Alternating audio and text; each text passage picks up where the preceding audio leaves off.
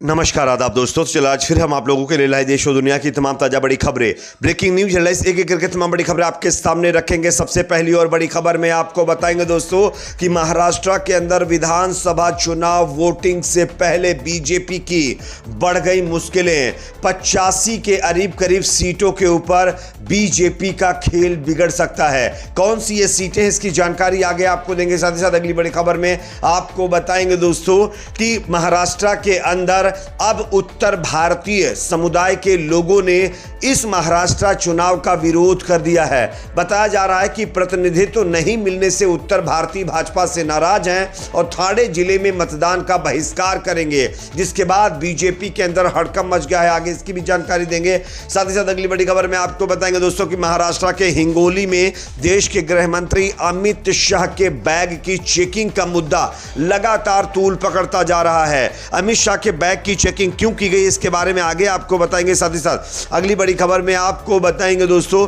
कि social media के ऊपर हेट स्पीच फैलाने के मामले में 4 प्रमुख हिंदू नेताओं पर मामला दर्ज कर दिया गया है। कौन कौन से ये नेता हैं, इसकी भी जानकारी आपको देंगे। साथ ही साथ अगली बड़ी खबर में आपको बताएंगे दोस्तों कि उत्तर प्रदेश के मिर्जापुर से बड़ी खबर आ रही है, जहां पर बीजेपी के नेता के द्वारा दी गई दावत में बकरे की बोटी न मिलने की वजह से बीजेपी नेताओं में आपस में लात घूंसे चले हैं। किस तरीके से, आगे इसकी भी जानकारी देंगे। साथ ही साथ अगली बड़ी खबर में आपको बताएंगे दोस्तों कि इजराइल और हमास और हिजबुल्लाह इजराइल के बीच चल रहे मुकाबले को लेकर के बेंजामिन नेतन्याहू की मुश्किलें बढ़ती हुई नजर आ रही हैं। खबर आ रही है कि नेतन्याहू के खिलाफ अब जो है जांच की प्रक्रिया तेज कर दी गई है। 7 अक्टूबर को जो हमला हुआ था इजराइल के ऊपर, इसको लेकर के नेतन्याहू का एक बहुत बड़ा कारनामा देखने को मिला है। किस तरीके से, इसकी भी जानकारी देंगे। साथ ही साथ अमेरिका के प्लान को अब मुस्लिम कंट्रियां फेल कर सकती हैं, किस मामले में, इसकी भी जानकारी देंगे। उससे पहले छोटी सी रिक्वेस्ट, अगर वीडियो पसंद आए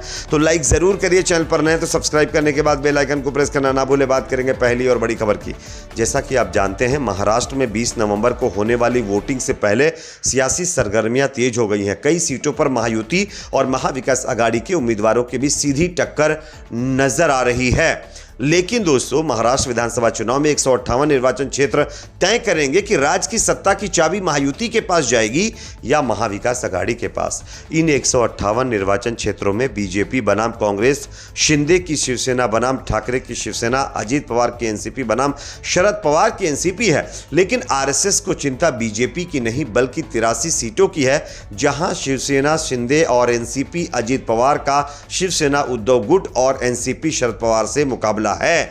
ये 83 सीटें तय करेंगी कि राज्य में बीजेपी कांग्रेस से बेहतर है या नहीं, असली शिवसेना शिंदे की है या फिर ठाकरे की, असली राष्ट्रवादी अजीत पवार की है या फिर शरद पवार की।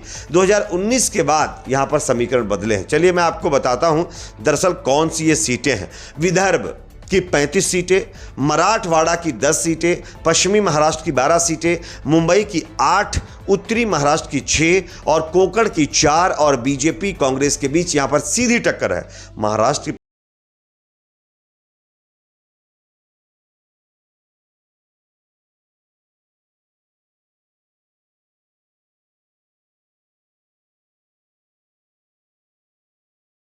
दोनों शिवसेना के बीच हो रही है। शिंदे की शिवसेना 46 सीटों पर ठाकरे की सेना के खिलाफ खड़ी है। विदर्भ में 5 सीटों पर दोनों शिवसेना आमने सामने, जबकि मराठवाड़ा में 10, पश्चिम महाराष्ट्र में 8, मुंबई में 10 और उत्तर महाराष्ट्र में 4 और कोंकण में 9 सीटों पर दोनों शिवसेना आमने सामने है। तो इन तमाम सीटों के ऊपर फिलहाल भारतीय जनता पार्टी आरएसएस के सर्वे के अकॉर्डिंग, आरएसएस के समीकरण के अकॉर्डिंग काफी कमजोर नजर आ रही है, जिससे ये पता चलता है कि भारतीय जनता पार्टी की मुश्किलें यहां पर बढ़ती हुई नजर आ रही हैं और 83 सीटें बीजेपी की जीत का जश्न कहीं ना कहीं बिगाड़ सकती हैं। बात करेंगे अगली खबर की, जो कि सामने आ रही है। बीजेपी को एक बहुत बड़ा झटका लगा है दोस्तों ठाणे जिले के अंदर। आगामी महाराष्ट्र विधानसभा चुनाव में भाजपा, शिवसेना, राकपा, अजीत गुट और सहयोगी दलों की महायुति ने ठाणे जिले की 18 में से किसी भी विधानसभा सीट पर उत्तर भारतीय प्रत्याशी को मैदान में नहीं उतारा है। इस बात को लेकर के उत्तर भारतीयों में नाराजगी बढ़ने लगी है। इसे लेकर के हिंदी भाषी विकास मंच ने महायुति के नेताओं को चेतावनी दी है कि यदि थाने से प्रतिनिधित्व को लेकर महायुति ने कोई ठोस आश्वासन नहीं दिया तो चुनाव में थाने जिले के 18 लाख से अधिक उत्तर भारतीय मतदाताओं को विश्वास में लेकर मतदान का बहिष्कार किया जाएगा। इस संबंध में गुरुवार को हिंदी भाषी विकास मंच के अध्यक्ष और पूर्व सांसद कुंवर हरिवंश सिंह और द्वारा एक बैठक आयोजित की गई। इस बैठक में हिंदी भाषी जनसेवा समिति के अध्यक्ष रोहित राय, संस्कृत संगम के अध्यक्ष विजय पंडित, साईनाथ एजुकेशन ट्रस्ट की ट्रस्टी जो है प्रोफेसर आशाराम यादव, श्री हनुमान मंदिर ट्रस्ट के अध्यक्ष राजकिशोर पांडे आदि उपस्थित रहे हैं।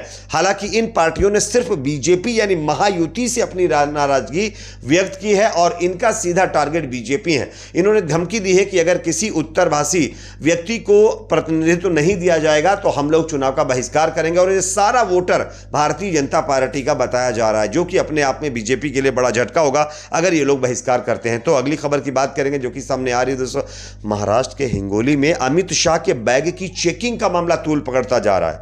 महाराष्ट्र के हिंगोली में गृह मंत्री अमित शाह की बैग की चेकिंग की गई। इलेक्शन कमीशन के अधिकारियों ने शाह की बैग की जांच की। यह घटना उद्धव ठाकरे के बैग की जांच को लेकर उठे राजनीतिक विवाद के बीच हुई है। उद्धव ठाकरे के बैग की सोमवार को यवतमाल जिले में और मंगलवार को लातूर में 2 बार जांच की गई थी। बैग चेकिंग को लेकर अमित शाह ने अपने सोशल मीडिया हैंडल एक्स पर इसकी जानकारी दी है। अब जब अमित शाह जी के बैग की चेकिंग हो ही गई है तो लोगों का यह कहना है कि उद्धव ठाकरे की बैग की चेकिंग हुई और इस पर लोगों ने ऐतराज जताया और यह कहीं ना कहीं एक तरफा था। उसको अब मैकअप करने के लिए चुनाव आयोग अमित शाह और बीजेपी के नेताओं की बैगों की चेकिंग कर रहा है। इस पर आप क्या सोचते हैं? कमेंट सेक्शन में अपनी राय जरूर रखिए। अगली खबर की बात करेंगे जो कि सामने आ रही है। सोशल मीडिया पर हेट स्पीच फैलाने के मामले में 4 प्रमुख हिंदू नेताओं पर मामला दर्ज कर दिया गया। चारों हिंदू नेता प्रमुख तौर पर हिंदू समाज के लिए जो है मुद्दा उठाते रहे हैं। आवाज सरकार के कहने पर पुलिस ने ये गिफ्ट दिया है। अपनी आवाज और भी करेंगे बुलंद, ये भानु प्रताप की तरफ से कहा गया है। दरअसल सोशल मीडिया के जरिए भड़काऊ भाषण और प्रचार करने के मामले में कमिश्नरेट पुलिस ने महानगर के 4 प्रमुख हिंदू नेताओं पर मामला दर्ज किया है। सोशल मीडिया के जरिए भड़काऊ भाषण देने और उसके बाद पुलिस द्वारा मामला दर्ज करने का यह पहला मामला सामने आया है। पुलिस ने तर्क दिया है कि इन हिंदू नेताओं द्वारा पोस्ट डालकर अलग अलग धर्मों में फूट डालने का काम किया जा रहा है। इन 4 प्रमुख हिंदू नेताओं में भानु प्रताप सिंह पहले हैं, दूसरे परवीन डंग और चंद्रकांत चड्ढा के साथ साथ रोहित साहनी शामिल हैं, जो कि सब के सब आप समझ सकते हैं कि लुधियाना से सामने आते हैं और जो है यहाँ पर ये लगातार अपने भड़काऊ बयान के जरिए लोगों में नफरत फैला रहे थे, जिसके चलते इन पर केस दर्ज किया गया। अगली खबर जो कि उत्तर प्रदेश की भदोही मिर्जापुर से सामने आ रही है, जहाँ पर बीजेपी के एक नेता की दावत में लात घुसे चले। खबर आ रही है कि दावत में 1000 लोगों को बुलाया गया था, लेकिन बकरे की बोटी न मिलने की वजह से, सिर्फ शेरवा यानी कि गिरेवी देने की वजह से दावत में आए लोग भड़क गए और उन्होंने वेटर्स की पिटाई कर दी है, जिसके बाद ये मामला तूल पकड़ता रहा और यहाँ पर जो है बीजेपी नेता की किरकिरी हो गई है।